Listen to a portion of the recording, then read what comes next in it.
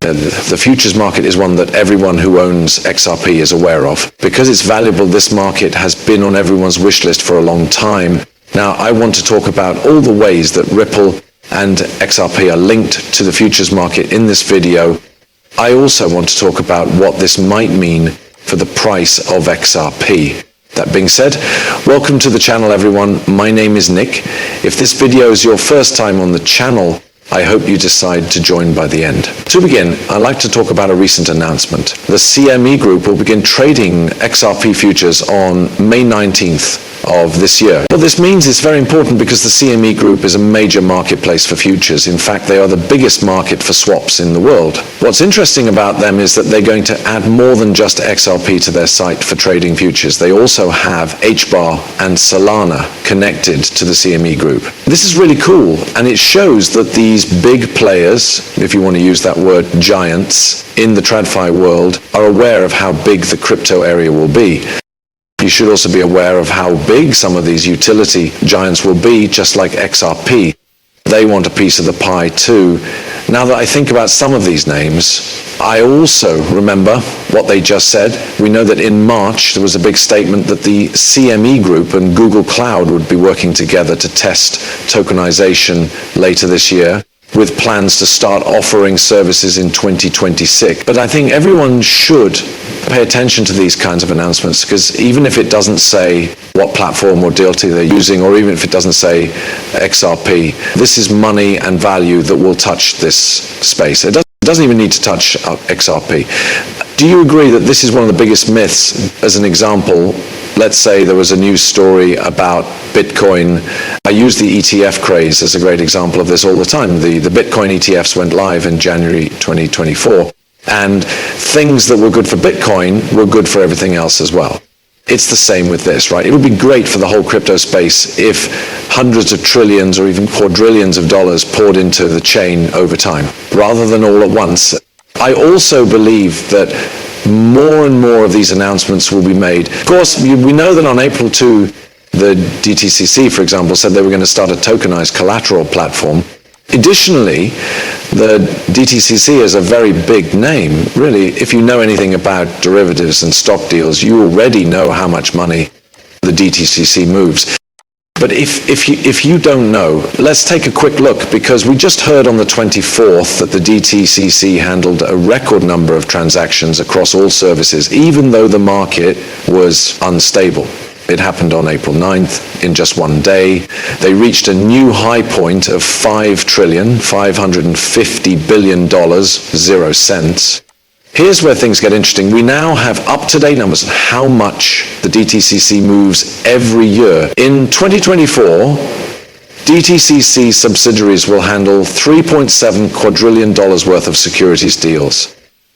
This makes no sense. This is a huge amount of cash. That much money is something that many people don't even know is out there.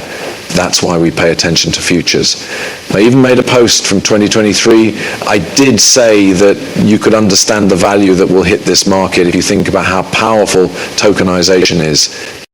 And there are more than $300 trillion in real estate, more than $100 trillion in stocks, and more than $300 trillion in loans.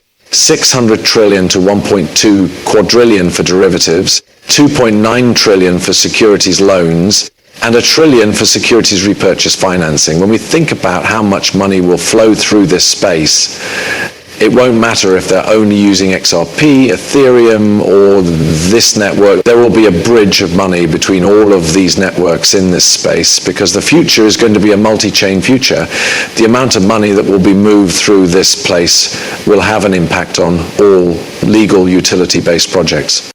Because of this, we pay attention to what these big names are doing. From the CME Group to the DTCC to the BIS to the IMF, every global organization, a huge money body, is talking about tokenization. In 2023, the ISDA even announced rules for digital assets. This is an organization for the derivatives business. Ripple joined the same organization in 2023.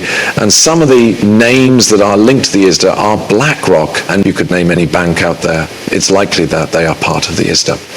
A lot of people are saying right now, well, this sets up XRP to, facilitate $1.2 quadrillion.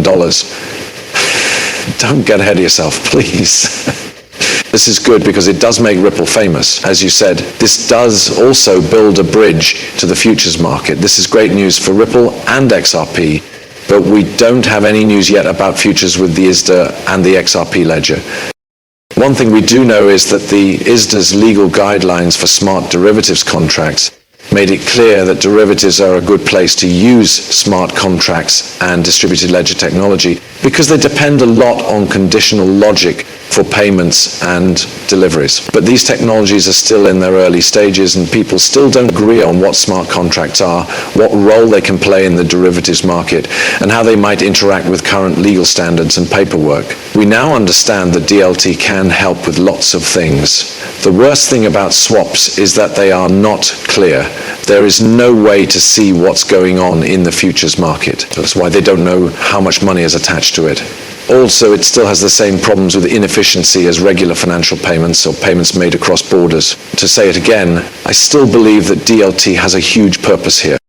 Above that, we have something from the ISDA that shows how the different agreements work together. On the bottom, you can see DLTs that are connected with nodes, oracles, and even players. On both sides, this is how they connect from the TradFi side and even the DeFi side, if you will. But once more, you could see that some of these names are very big, like these. Since it is backed by a standard group, the ISDA is one of the most well-known names in derivatives. The next thing I want to talk about is this. What part does Ripple really play in this? Since we know Ripple is a member of the ISDA, that's good news, but how does Ripple fit in with this? Now, let's go back in time to the news about Robinhood and Bitstamp. It was on April 20th that Jungle Inc. made a post on X. It's possible that Bitstamp and Robinhood will connect a full-scale crypto derivatives market to the XRP ledger. They are doing this too. Every month, crypto derivatives already clear $4.8 trillion, 0 cents around the world. That's 70% of all the amount of digital assets.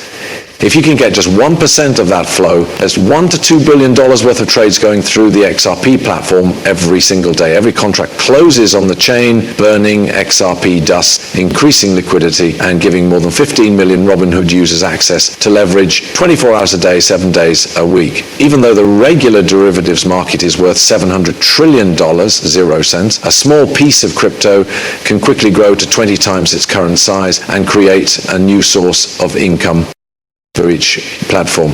Keep an eye on the launch time. Now could be the time for XRP Ledger to take the big stage on Wall Street. Now that we've thought about it, I've always talked about the multiple behind the price, right? Prices will change more than once when there is action, volume, and value moving over the XRP Ledger. What do I mean by that? Okay, so what if XRP 10x from here? That's something we always think about. So so the thing about that is that as volume moves across the ledger, if we start to see huge amounts of volume, we're only talking about 1% of some of these markets, in this case crypto futures. As more and more XRP is burned, the supply will go down and up and demand will rise. This will cause the price of XRP to rise by 3, 4,